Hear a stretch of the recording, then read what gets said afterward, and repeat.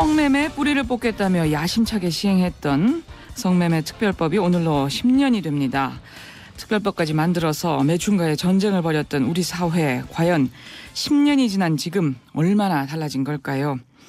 관련해서 전 종암경찰서장이시죠. 한남대 경찰행정학과 김강자 교수와 말씀 나눠보겠습니다. 교수님 안녕하세요. 예, 안녕하세요. 예, 아무래도 김강자 교수님보다는 김강자 서장님이 입에 더 친숙한데요.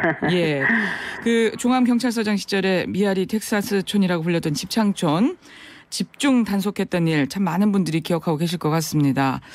근데요, 교수님, 네. 성매매 특별법이 시행된 게 2004년 9월 23일이네요. 꼭 네. 10년 전인데. 네. 당시의 특별법이 정확히 어떤 목적으로 어떤 변화를 기대하면서 시행된 것일까요? 성매매 근절을 기대했죠. 그렇지만. 뿌리 뽑자. 예. 모두 뿌리 뽑아버리자. 음. 특히 집창촌을 없애버리자. 예. 거기다 집중 공략을 했죠. 그렇죠. 당시에 그 군산시였죠? 군산시에서 네. 성매매 업소 화재 참사를 계기로 네. 이 법이 만들어진 걸로 알고 있는데요. 그런데요. 예. 그분들 생각은 좋았는데. 예. 거기 인권유리만 집중해서 우리가 경찰력이 부족하니까 거기 인권유리만 집중해서 단속했다면 되는 거예요. 제가 실제 해봤으니까 알잖아요. 종암에서. 예. 예, 근데 그 일을 크게 벌여버린 거죠. 경찰관 수도 전혀 없이 경찰관도 확보해주지 않고 또 생계형 성매매 여성에 대한 자활 대책도 없이 일을 벌게 한 거예요. 그래서 이 부작용이 난 겁니다.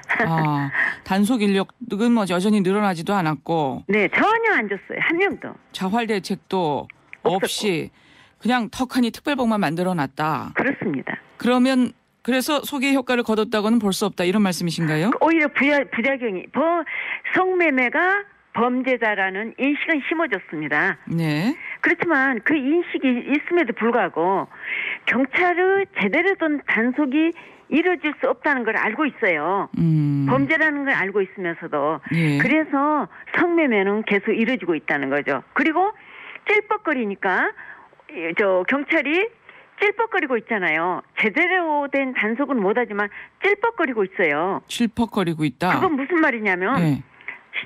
언론에 보도되거나 시민이 신고를 하게 되면 가서 단속할 수밖에 없잖아요. 네. 인원이 없음에도 불구하고 여러 다른 업무하는 사람과 동원해서 그러다 보니까 단속은 하구나. 어차피 그래서 이 수법을 바꿔가면서 이제 한다는 거죠. 할 수 있다는 교수님. 거죠. 제대로 하면 이 수법도 바꾸지 못하고 할 수가 없어요. 정말 뿌리 뽑을 수 있을 텐데 제대로 한다면. 네. 근데 단속에 미온적이다. 미온이란 것은 단속 인원이 없어요. 전담 인원이.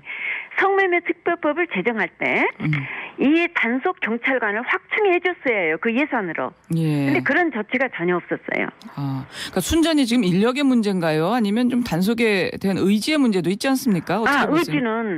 의지는 아니에요. 절대 아니고 의지가 없어서 그런 게 아니고 인원이 부족했어요. 한 예를 든다면요. 기가 막힌 게 성매매 특별법 시행할 때 여성 청소년과라는 게 있는데요. 여성 청소년과는 그렇죠. 제가 2000년도에 당시 경찰청 285 경찰청한테 여성 아동 청소년 전담부서조차 없어갖고 이름 만들었는데 인원이 굉장히 부족했어요. 일하기에. 성폭력, 아동학대, 아동 청소년 문제가 주로 포함되어 있는데 이 인원을 가지고 인원이 없기 때문에 이 인원을 집중 성매매를 단속하게 했어요. 그래서 그때 당시 2004년부터 그동안에 얼마나 많은 아이들이 토막살해, 성폭행 당해서 토막살해되고 그 사건, 대형 사건이 줄줄이 일어난 해가 그 해였습니다. 그러니까 그 동안이었습니다. 성매매 특별법 시행 이후에. 예. 그러니까 그리고 이제 어쨌든 계속 큰 사건이 일어나니까 이제 드디어 2009년도에 그나마 질서계로 여성 청소년과 아니고 생활안전과에 질서계라는 데다가 성매매 전담 인원을 뒀다는데 3명 내지 2명 1급 경찰서가 그러면 3명 내지 2명이 어떻게 성매매 단속을 하죠? 제 경험에 의하면 한 게 없어 단속하는데 10명 이상이 투입돼야 해요. 한 개 업소를 하는데도 왜 방이 만약에 이발소가 만약에 방이 5개다. 예. 그러면 10명 이상이 투입돼야 한단 말이에요. 그 정도로 많은 인원이 아주 필요하군요. 이 인원이 많이 소요되는데 예. 이 질석에 2-3명 또 줬단 말입니다. 그리고 이 성매매 특별법이 그동안에 아까 제가 잠깐 얘기를 못 나눴습니다만 엄청난 제 나름대로 충격을 받은 게 여성 청소년과 인원 동원됐을 때 얼마나 많은 아이들이 희생이 됐냐고요. 그 아이들 돌봐야 할 경찰관 수도 부족한데 성매매를 단속해버렸단 말이죠. 예. 그런데 이제 질서계가 하는데 질서계도 알겠습니다. 인원이 부족한데 이게 신용만 한다는 거죠. 신용만. 그렇군요. 그러니까 지금 인력 예산 문제를 좀 지적을 해주셨고요. 네. 근데 실제로 지금 지난 10년의 통계를 보면 말이죠. 네. 집창촌 업소나 여성들 숫자는 줄었다. 네. 하는 이야기들이 있는 것 같고요. 네. 근데 대신에 신종, 변종 성매매 업소가 그만큼 늘었다. 네. 그러니까 가령 무슨 키스방, 참 이 표현이 그렇습니다. 뭐 네. 오피방, 건마, 퇴폐 마사지 받는 그런 것이라는데 이런 신종, 변종 성매매 업소가 엄청나다고 하는데 뭐 일종의 풍선 효과로 봐야 되는 걸까요? 그렇죠. 풍선 효과죠 이게. 예. 그러니까 이게 특별법이 시행되면서도 네. 이런 부작용은 예상되지 못했던 걸까요? 그러니까 그분들이 아까도 말씀드렸습니다만 생계형 성매매 여성에 대한 재활 대책 또 경찰관을 확충해주지 않은 거 그런 예산이 없이 이 성매매법을 시행을 해버렸어요. 제정하고. 그래서 이런 결과가 나온 거라고요. 알겠습니다. 예. 네.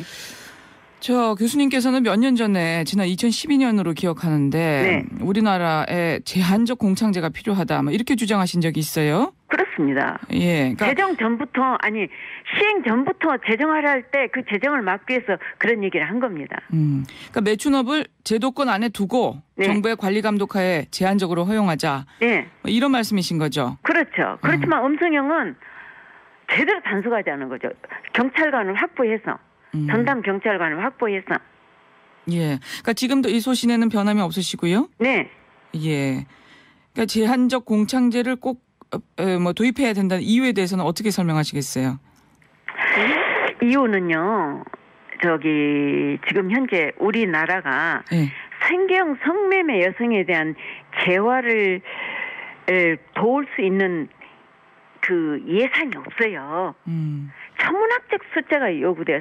천문학적 액수가 필요해요. 이건 제가 내내 연구한 결과입니다. 자활을 돕기 위해서는 많은 예산이 필요한데 그렇습니다. 전혀 지원되지 못하고 있다. 대해서. 예. 그런데 그렇다면 이런 사정하에서는 그 생경에 대해서는 보호를 해주자는 거죠. 특정 지역에서 성매매를 하게 놔두자는 거죠.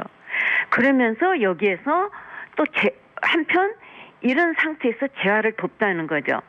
저는 종합경찰서에서 이 어려운 여성들을 발견하고 나서 이런 걸 했거든요. 예.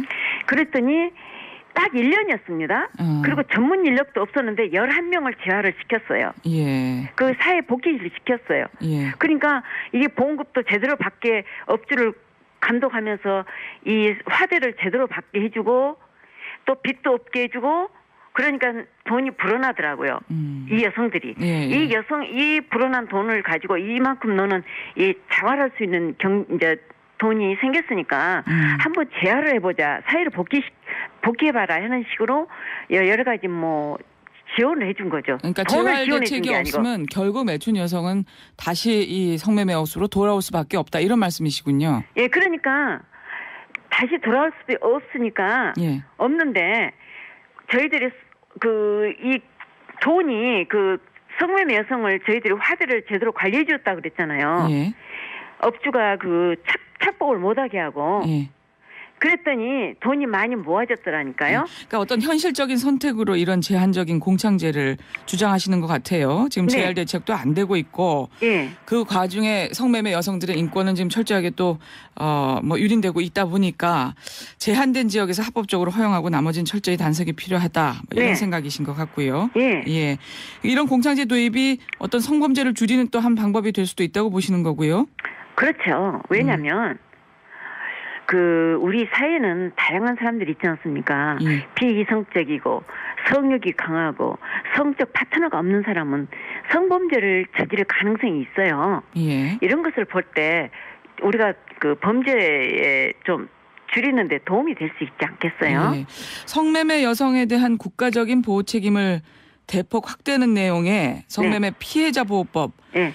이달 말에 시행될 예정이라고 하던데요. 이게 어떤 내용 담고 있는 건가요? 그러니까 이제 성매매 여성의 그 자활이죠, 말하자면 성매매 여성을 위한 주거 지원이나 피해 회복, 뭐 자활 지원 강화 등 이런 내용인데요. 예.